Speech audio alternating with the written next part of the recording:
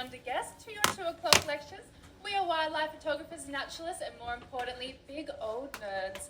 My name is Lisa Nakania. And my name is Nick Volpe. And if you can't tell from our accents, we're all the way from sunny Australia. Has anybody here been to Australia before?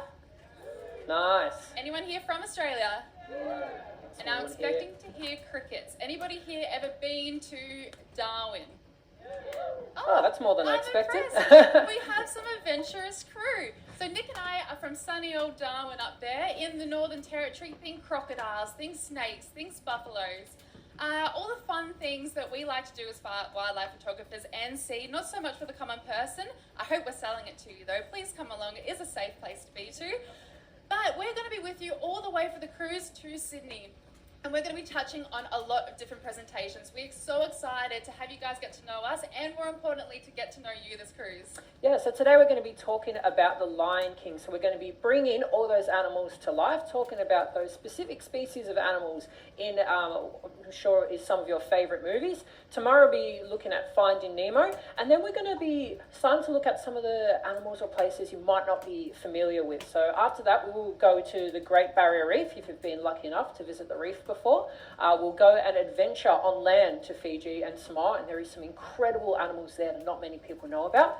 Then we'll head to Sydney, and we're going to be talking about all the cool animals that you can find around Sydney. And then to our last ones, which are the favourite ones, we'll be delving into the rainforests of the earth, the most diverse, the most colourful ecosystems. That's our favourite presentation. And then the last two, we have lots of fun. We go into our whole wildlife photography journey. So we're going to show you some of the most bizarre animals that we have found across this planet. And trust me, there is some bizarre ones. Oh yeah, absolutely. We are some weird people. I tell you what, we're absolutely obsessed with biodiversity, and we still find things to this day that absolutely blow our minds, which we'll be sharing with you, including some new species as well.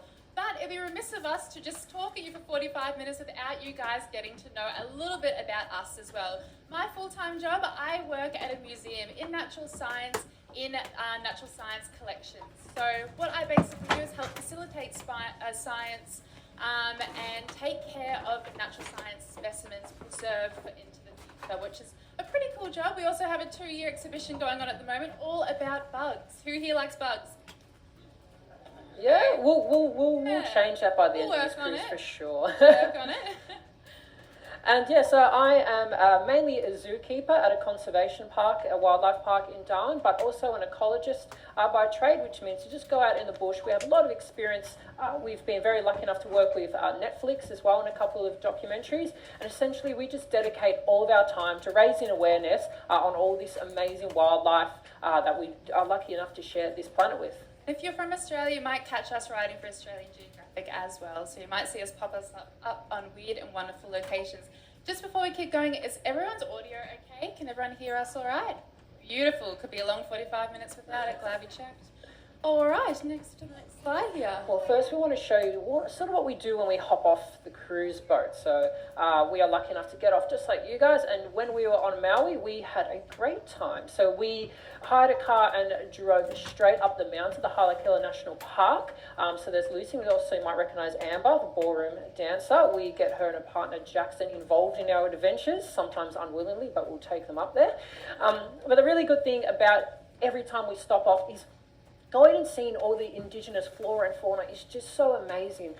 Unfortunately, Hawaii, like most of the places we do visit, has been quite cleared. But when you do get into the ecosystems that have been evolving there for millions of years, it is absolutely phenomenal. So we were very lucky to get into the subalpine shrublands of Hawaii, one of the most beautiful ecosystems I've actually ever seen. But we were there for one really good bird. How good is that? Yeah. Now, I do have a laser, so if you can't see the bird, it's this thing here. But this is a very rare bird. It's called an iiwi. So it's a really sacred bird for Hawaiian people. It's an incredible bird.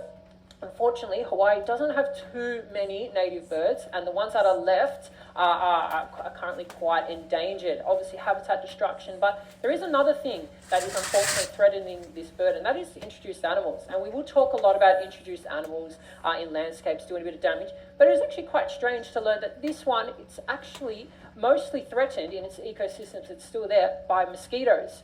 mosquitoes aren't so native to Hawaii. So when mosquitoes were brought over, they actually brought over avian malaria, and these birds have not evolved with mosquitoes before, therefore they have not evolved with avian malaria. Unfortunately, that is wiping out these birds, which is quite sad. So they're part of a group called honey creepers, and you can see that awesome bill that they have.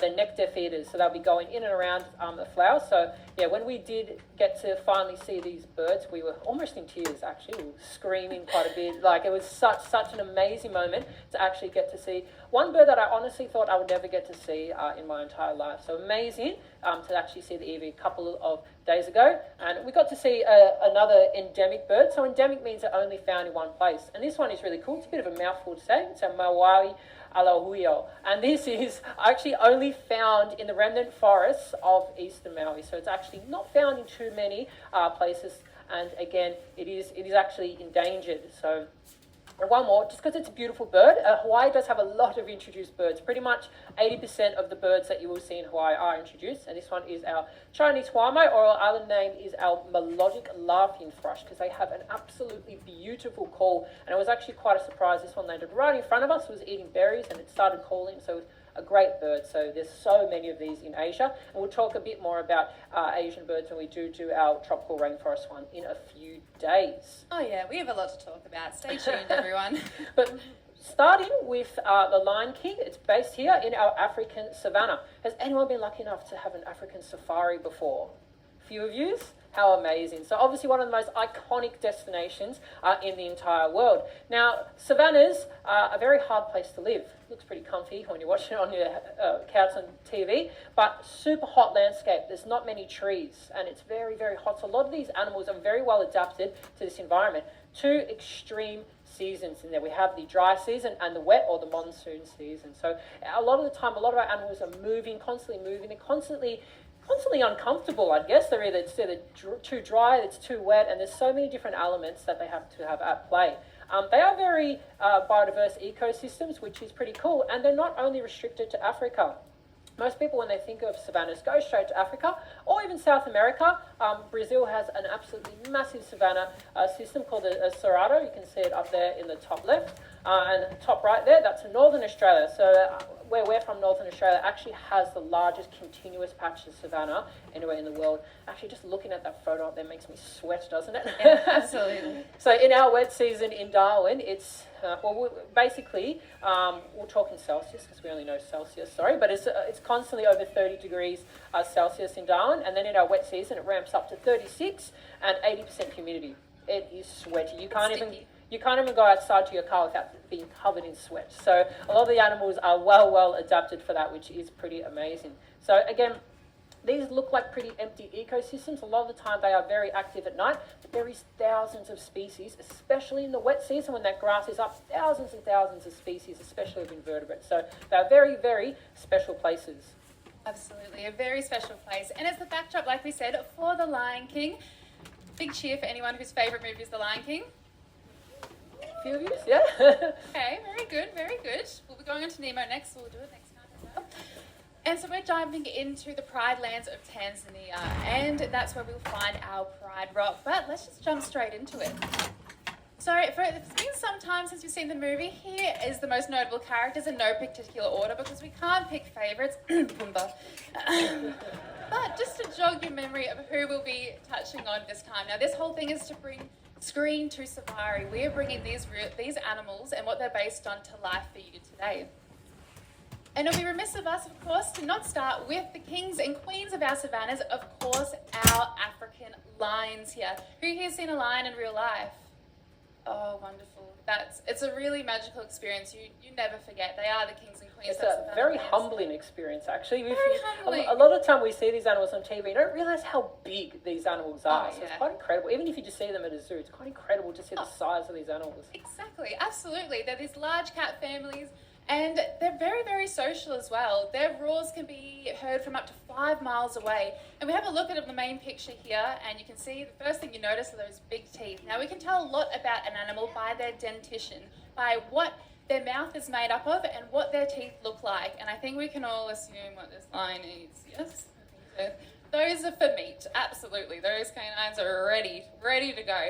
And they're very impressive animals. There's estimated to be about 23,000 African lions left in wild populations, and they can live between 12 and 16 years of age, and a little bit longer in captivity as well, because they're a little bit pampered, of course. But moving on to the next one here, all of them together, they usually make up a pride. Like I said, very social, and that group is called a pride, and it's usually up to 2 to 4 males, and about 12 females and their cubs. Now, cubs is a very cute and endearing term, of course, for their juvenile or their young, with the picture right there on the side. But the young males actually leave their pride to find new territory. We're going to touch on a bit of pride dynamics later because it's incredibly interesting. And they're a family that lives in these groups. But there's a little bit of movement in those groups too, which we'll touch on shortly also. Now, lions and lionesses look entirely different almost, and we call that a very special term called sexual dimorphism. Very scientific term. It basically just means that the males and females are built up a little bit different from each other in terms of their characteristics and their appearances and such. The male lions weigh about 190 kilos, females 126, so they're big. They're very, very big. Like we said, a very humbling experience here. And they have these real, even though they're quite large, they move quite silently across the landscape. You can imagine if they had hooves and they're trying to hunt. No dice. They're not catching anything today. Absolutely not. Anybody here has a cat at home? Cat at home? Excellent. Beautiful. A lot of cat lovers here. And you look at those little toe beans that we endearingly called cat paws and the cat hands. I mean, our lions have predominantly the same, but very calloused as well and very thick as well, because they're using it while they're hunting and being on this hot landscape, so they need to make sure they don't break open. But essentially the same structure and just with longer claws as well. One of the largest males of lions has been registered to be about 225 kilos, a big male, which is enormous, very, very hard to even imagine. But they can move quite gracefully through that landscape, which we see here. And they're not very heavy-footed for such a large animal, like I said, Africa's biggest cat, and they move quite seamlessly throughout the landscape there and into their territory. You can see this is a male patrolling the lands of the savannah and his territory in the long grass, so we know that this is in the wet season or just after it with that beautiful grassland. And their manes tell a story as well. So usually once the males get a little bit older, testosterone starts rocketing through the body. We all know that lovely experience. It's the lion form of puberty, of course. And when that testosterone level increases, it tells that lion and all the other lions in its pride that this one is ready for adulthood. It's ready for mating opportunities. It's ready for pride leadership. And it usually happens between 2 to 3 years of age. And it can grow up to 16 centimeters long. And I mean, I have long hair, but if anybody has any recommendations for a conditioner that can do that, meet me after this. I've been on the search. They're absolutely incredible. But believe it or not all male lions have that mane. So it actually looks quite strange. So this is a maneless male lion. So this can happen in some populations of lions. So obviously there is a way to tell this is still a male lion. But here in Tsavo National Park in Kenya is one of the main areas that we get this population, and it's got to do with adaptation to heat. So in areas where it's much hotter, there's less trees, you don't want to have that big thick mane, all that big fur on your head keeping you nice and hot. Essentially, when we hopped off the boat from Hawaii, if you brought a big fur coat with you, you probably would have taken it off pretty quickly. So it's really cool that some populations of lions have actually adapted over thousands of years to gradually lose that mane, which is pretty incredible. Now, move on to hunting. That's what, when you think of lions, you think about hunting. But what most people don't realise is it is actually the girls doing the majority of the hunting. So female lionesses account for up to 85% of doing the hunting. So when they're hunting, the males usually sticking back, patrolling and defending their territory from other roaming male lions, which is pretty amazing. Now, it is actually very hard for a lion to actually catch prey. These animals, like zebras and all their other prey, which we'll touch on in a second, have evolved for millennia to be able to try and get away from lions. So they've got lots of defenses, obviously speed, hard hooves, a pretty powerful kick, things that the lions don't want to get too close to. And majority of the time, the hunt is actually unsuccessful. But when they do, grab onto something, when they finally do get to eat, a lion can eat up to 40 kilos of meat in a single sitting, which is absolutely extraordinary. So lucky we don't have any lions in this buffet because they clean it up pretty quickly. Absolutely. They move incredibly fast, as you can see up there, 37 miles per hour, which is incredible over a short distance. Absolutely. And I don't know about you, but when I got on this cruise, I went to the gym, headed onto the treadmill, and I'm not outrunning a lion or lioness anytime soon. And I don't think we'll find anyone on the ship who can. They are absolutely fast. And they're very opportunistic predators too. Of course, they have this vast open landscape. They're moving around. Things are changing that landscape. Populations of their prey animals are moving in and out. Most commonly, we've got a list on the side here, and some are so common that we even mentioned them twice. Apparently, warthogs are on the menu for Monday and Thursday on their meal prep plan, but some less common as well. So things like giraffes, elephants, and even hyenas as well, which is really interesting. And a very funny one at the bottom, there are some lion populations that overlap in the coastline, and they've even been documented eating seals. Very, very strange thing. So here again, it's just a picture of, sort of a lion would have to see, but from the ground level. So obviously these big herbivores move in herds together in Africa, and a lot of the time that is very hard for our carnivores to actually try and take one down. A lot of the time when they're moving in these packs, we have the stronger animals on the side keeping the young ones, keeping the females in the middle. So a lot of the time these animals plan well in advance. So we'll talk a bit about hyenas in a second too. Their planning is next level, but lions will often have to plan for quite a long time on actually how to catch this, and it involves a lot of practice, which is quite remarkable. And this is one of the most interesting things. It looks really complicated. Please bear with me, everyone. So this was just released in a paper in 2023. Nick and I, we take very good care of you, our fingers on the pulse. This is new scientific research that applies to the pride dynamic that we would have seen in The Lion King. And I'm going to walk you through it each step of the way, don't worry. Okay, so we've got here lions. We all agree? Great, we're on a good start, everyone. So in here, we've got about 75% of the female offspring will stay, once they've grown up, they've been cubs, they grow up, they'll stay in their family natal pride. Whereas 25% will then disperse to form their new pride. So there's a little bit of movement there. But the male cubs, things that would have been like Simba, 100% of the male offspring disperse and become nomads. They're eligible bachelors, they're solo. But it's a hard life out there in the savannas. So they form little groups. They like to hunt in groups. It's much easier in that group dynamic for them, and that's called a coalition. So they'll wander together, and those coalitions will try and overtake the resident Mufasa's. They will be going in for the top of the prides. They'll be coming in and trying to overtake the resident lions in other prides.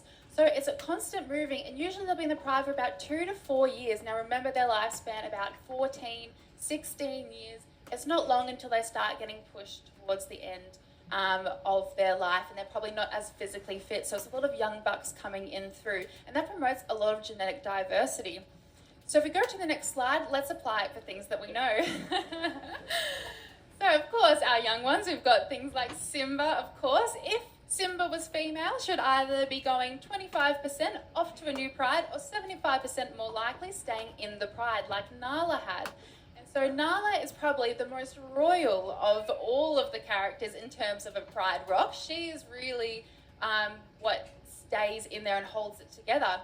Simba and other males will be heading off to become nomadic, to then find their own prides and forming coalitions such as Scar and his hyenas, of course, wandering through, attempting to take over those other prides.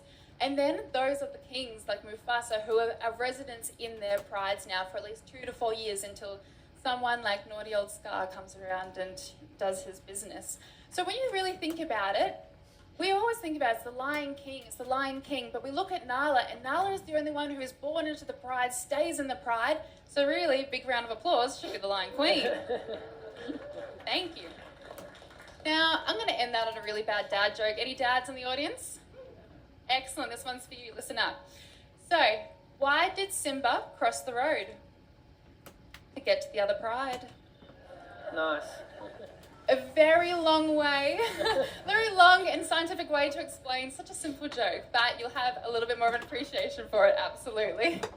we'll start to move on to some of the other characters. But first we'll look at the Serengeti migration. So I'm sure all of you guys have seen natural history documentaries before and have probably seen this in action, and it is absolutely phenomenal. So up to 2 million wildebeest all moving together, coincides with their breeding season when they do have young calves and moving on to better grounds for feeding. When they're doing this, they're crossing Nile crocodile infested waters, and this is a great time for our lions and hyenas to be hunting. So our Serengeti lions, that's our largest populations of lions in Africa, this is a pretty important time for them, this migration. So when they do this, these wildebeest actually travel 800 kilometers, which is ridiculous. So it is, if not actually, the largest land mammal migration of any species, so 800 kilometers. So it is quite unbelievable. And again, these are such big animals, so it is just phenomenal to see that mass. You know, centuries ago, there was so much more land mammals than there are now. So it is amazing to still see this in action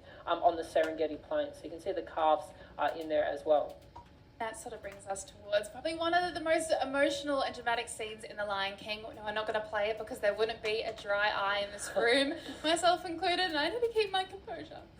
And that is the stampede sequence. Of course, the hyenas attack the wildebeest. Simba is trapped. Mufasa goes to help him and to climb out, and Scar knocks him back down. And that's in reference to a lot of the stampede motions that things like our wildebeest do across the plains in here as well.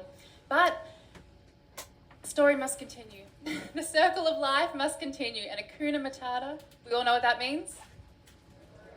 Excellent, we've definitely found the right crew here. We must move on to our other stars of the show.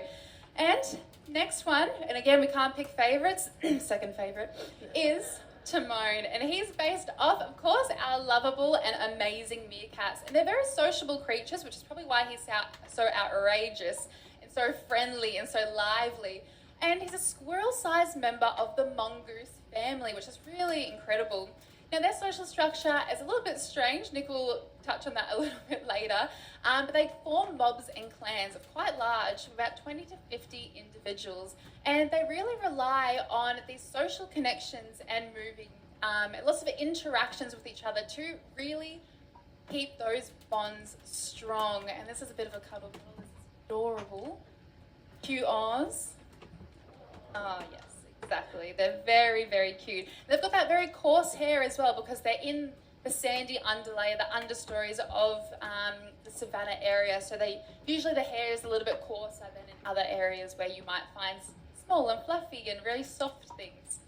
Yeah, so they obviously got a very complex life system, and they actually live most of their life underground. So they do live in burrow systems, very complex burrow systems, again, because it is so hot. Obviously, they'll do this to avoid predation too, but a lot of it is because it is so hot during the day, and they're actually active during the day. So they'll be active mainly in the late morning, late afternoons. But the funny thing about their burrows, this photo doesn't actually really paint the picture, but they don't really dig their burrows themselves. They actually rely on other mongooses, or most of the time on the Cape ground squirrel. They'll do all the hard work. They'll build the burrows, and the meerkats' families will move in, all 50 of them, and take up residence with the squirrels in that same burrow system, which is actually pretty funny. A lot of the time, because the squirrels are feeding on different foods, our meerkats are feeding on insects, whilst our squirrels, they're feeding on seeds and grasses and flowers. A lot of the time, they don't interact, so they're actually quite happy living together. Apparently, though, when meerkats and some of the other mongoose species move in together, it becomes a bit more vicious. So actually, in saying that, whilst these are the cutest and probably most cuddly animals on Earth, meerkats don't think that of other meerkats. So meerkat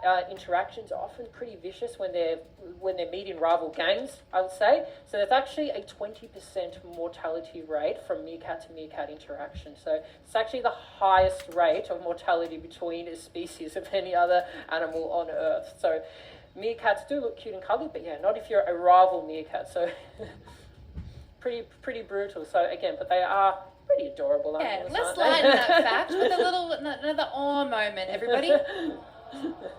Yes.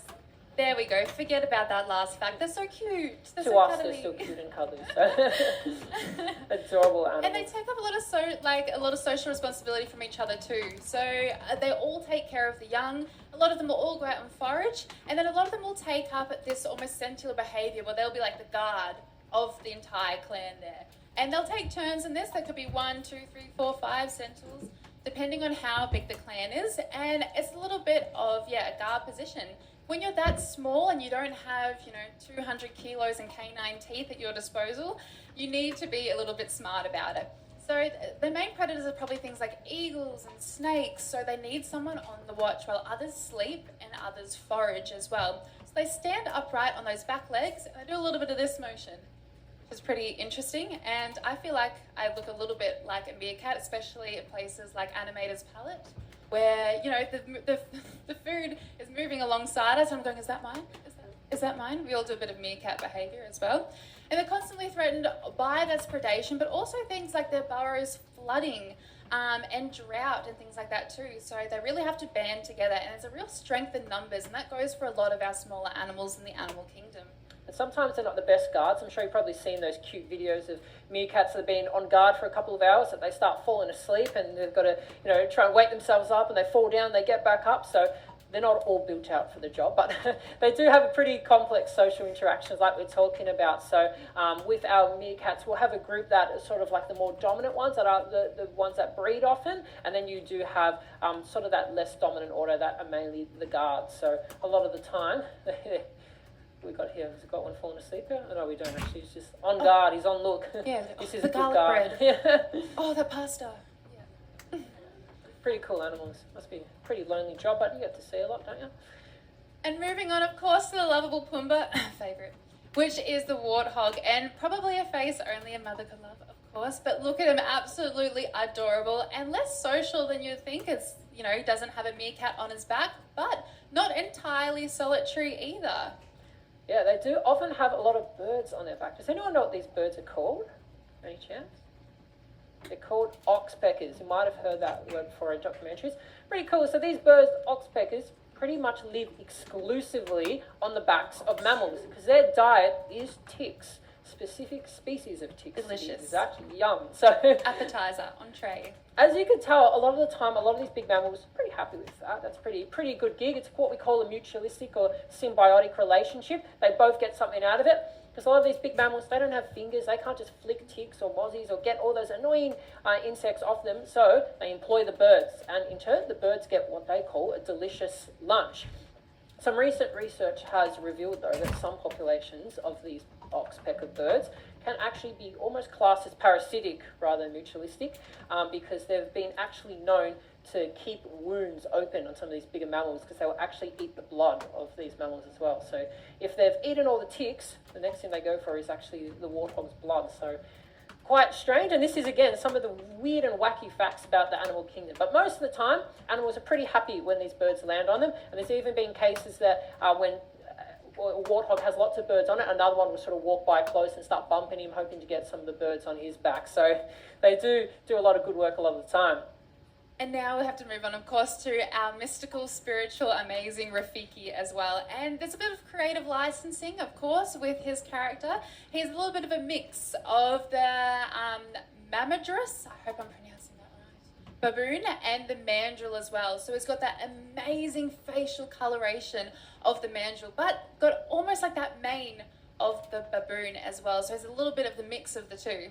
And primates are some of our favourite animals, and we can't wait to talk more about them in some of the further presentations. But it's so cool, and they've got such complex social dynamics too. So in these big groups they can live in up to their hundreds, which is pretty impressive. A lot of the time they call them hordes, and it's females and the younger ones, and then the males will only sort of enter that during the breeding season. As you can see, very, very colourful faces and behinds for these primates, and a lot of that is to do with dominance, sometimes trying to attract a female as well. So our mandrills, they'll mainly live in the tropical rainforest, but they will enter the savannas sometimes. So we haven't touched on the rainforest in this one. We will delve into the Congo rainforest in one of our further presentations, where there is so many colourful life, and the mandrill fits into that as well. So again, these are pretty large primates, and they mainly live on the ground too, so pretty cool to see them. And of course, our pesky, laughing, jackling hyenas, of course. They have a lot of personality and a really interesting social structure as well, and play an important part in Lion King. They're always scheming, aren't they? And they do that. You'll do that in real life as well too. So hyenas, they're very well known for their laugh, their characteristic laugh, and they're doing that to sort of communicate I did say I would try and do a hyena lap. I'm not going to embarrass myself on stage. But they've got so many cues to be able to communicate, which is quite amazing. And the big ears too, and on the cubs you can see it really well. Those big ears help them even track prey from so far away. As you can see there's three main types of species of hyenas. We've got our spotted, brown and striped. So a lot of the time when we're naming things with common names in nature, we just go what they look like. So our spotted hyena is the most common. It's actually the largest of the three as well, and that's the one you mainly see in all the documentaries, and is the one that's been based off The Lion King too. So they live in very large clans as well, and there's so many interesting facts about hyenas. So they're one of the only animals on Earth that can actually chew, crush and digest bones, which is pretty handy. They're actually by far the most efficient carnivore on the African savannas. To be able to clean up everything, even skin, they do a pretty good job of that most other animals can't. And because of that, they're able to scavenge things as well, so they have a very broad diet. But when they're hunting, they've been shown to have super, super complex hunting interactions because they are smaller than lions. A lot of the time, they're hunting the exact same prey. Pretty amazing to think about hyenas, even hunting things as large as Cape buffalo or even elephants, which is absolutely mind-boggling to think about. And they do this because they're very smart. Some studies have actually shown that their cooperative behavior is actually smarter than chimpanzees. They can figure things out quicker than chimpanzees when they're given little social experiments to do, which is pretty phenomenal. And for every single prey that they hunt, they have a different system to be able to try and track them too. So apparently zebra is the most complex, the most hardest one to catch, and they'll actually, before they plan to catch zebras, they know where they'll move through. They'll actually go and they'll scent trees. And they'll know which sort of systems or which way to push through. So they'll actually plan hunts in advance, which is quite incredible. So constantly scheming. A lot of the time people actually think too that hyenas are stealing foods off lions. It's actually the exact opposite way around. Actually, in some populations of lions, they pretty much persist entirely of just stealing foods of hyenas. So it's a pretty good way to live if you're a big lion. Just sort of find hyenas. They actually listen to their laughs and they walk towards it, and then sort of just boss them off their food. Hyenas are very brave animals, but there is lots of cases of hyenas getting too close to lions' meals that they've stolen. It doesn't end well for the hyenas. So they are very intelligent creatures, but they do know their limits as well. Definitely. And last again but not least is of course Zazu here, and a little bit of creative licensing with this one too, but gorgeous nonetheless. And he's made to mostly be like the northern red hornbill, and they're called hornbills for one reason, mostly that incredible bill.